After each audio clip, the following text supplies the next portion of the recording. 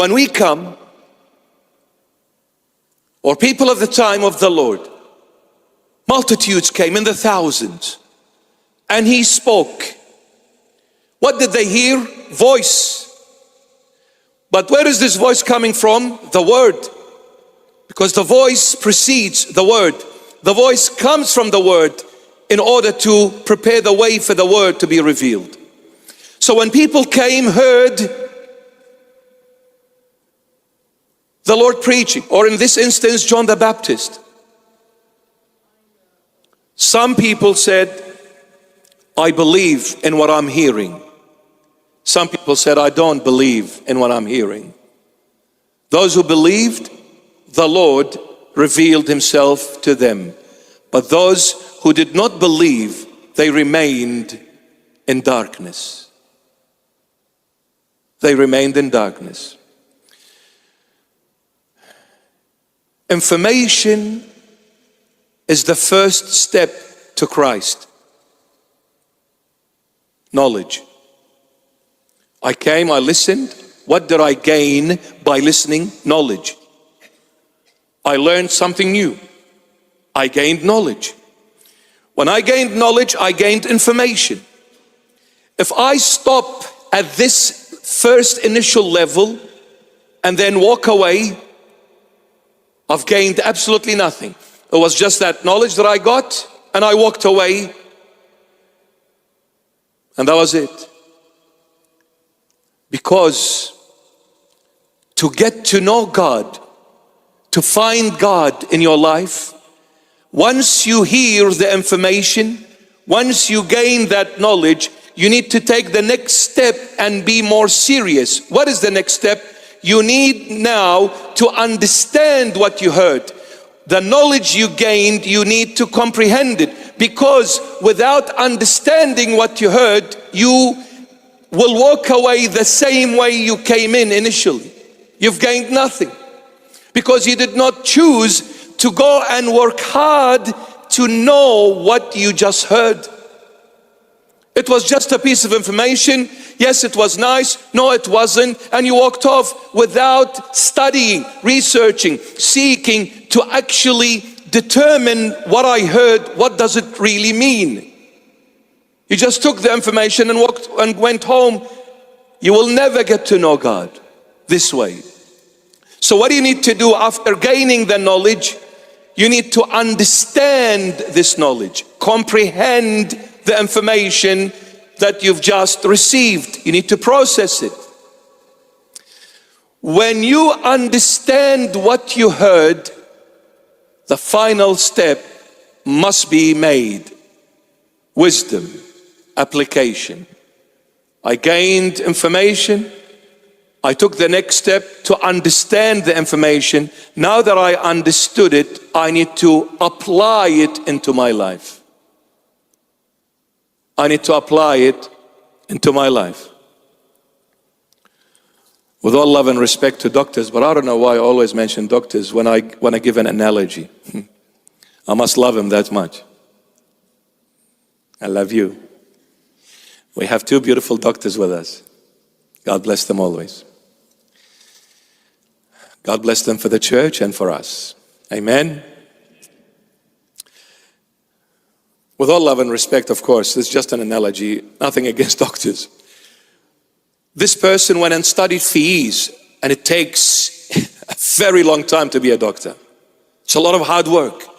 So I went to primary school, I went to high school, I went to university, and after university I went and studied further and further and further to be a specialist in this field and in that field. It is endless. So it took me 20, 30, 40 years. I understood how the body functions. I understood what makes it tick and what makes it not. But I still smoked. After gaining all the knowledge, I chose to smoke. I received the information. I understood the information that smoking is bad for your health as a doctor, but I chose to still smoke after knowing everything. What have you gained? Nothing. Some people will come, receive information about the Lord, and then they choose to understand the information, but they stop there. They don't apply it. If you don't apply it into your life, you will never find change in your life. There will never be change. Okay, I received this information to say that the Lord Jesus is love, for example. And then I went and studied a little bit more to understand what does it mean that Christ is love. And then I understood, whatever I could understand about love. But I never applied love in my life. I always expected people to love me, but I didn't want to give love. Because you see, the moment you start loving, the moment you start sacrificing. The moment you start sacrificing, you're out of your comfort zone. It's very uncomfortable. It's very painful. I don't like it. But that's what it takes to make it true love. That's what it takes. It takes giving your life for the one you love. Otherwise, it's not love. Period. So some people stop because I'm not ready to give my life for the one I thought I love. But the ones who truly love never thinks, never blinks twice. They just do it without thinking. I'm walking somewhere and I find something and I say, I'm sure my sweetheart will love it. I'm going to get it for him or for her. See, you don't blink. You don't think. You don't say, what if I take it and maybe they don't like it? No, it's my love. It's my sweetheart. I'll take it. I don't care.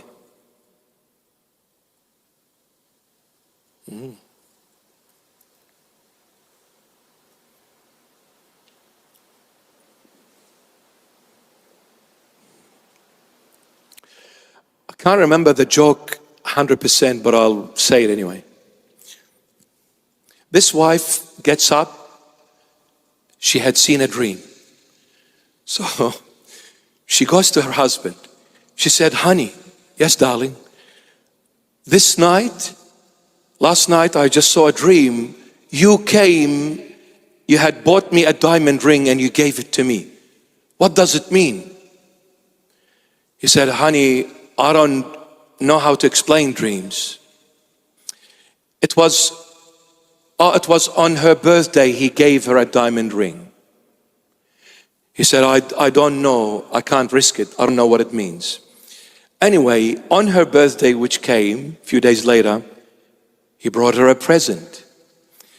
He says, honey, this is for you. Happy birthday, my love. Oh, thank you. She's thinking, oh, something very precious in there. She opens that gift. She sees a book, How to Explain Dreams.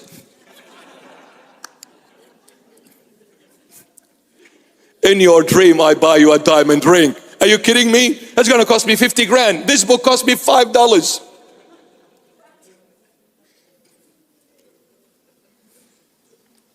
Very smart. To gain the knowledge of salvation, it takes two: receiving the information, processing the information, knowing it, and then applying it into your life. Applying it into your life. Now why? Because it says in verse 79, to give light to those who sit in darkness and the shadow of death, to guide our feet into the way of peace. So what is the knowledge of salvation? Leads us into the light, which is walking in the way of peace. Because you see, without salvation there is no peace, and without peace there is no light, and without light there is no life.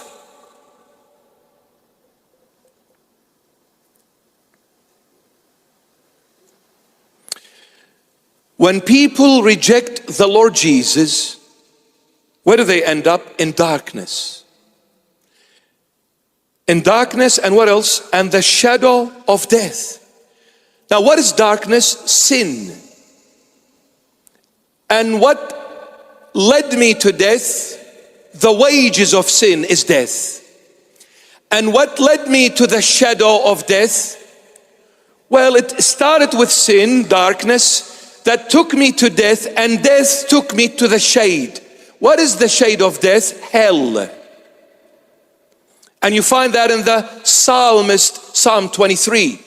Even though I walk through the valley of the shadow of death. Now, we know death, but what is the shadow of death? The shadow of death is hell, which is the most powerful of all. Hell, my beloveds.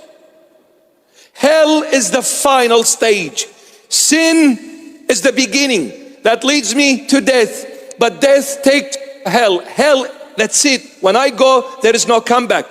The Lord Jesus, in Psalm 23, King David says, the Lord is my shepherd. He begins it with that, saying that even if I end up in hell, my shepherd can get me out of hell. He has the key, the authority over all authorities.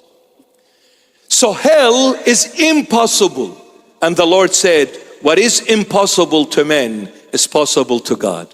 I will bring you, even when you are in hell, I'll bring you out of it if you accept me as your shepherd. The Lord is my shepherd. Now, how can I come out of this darkness? When I hear His voice, accept His voice, and allow Him to be revealed in my life. Meaning, I need to live with the Lord. Live with the Lord.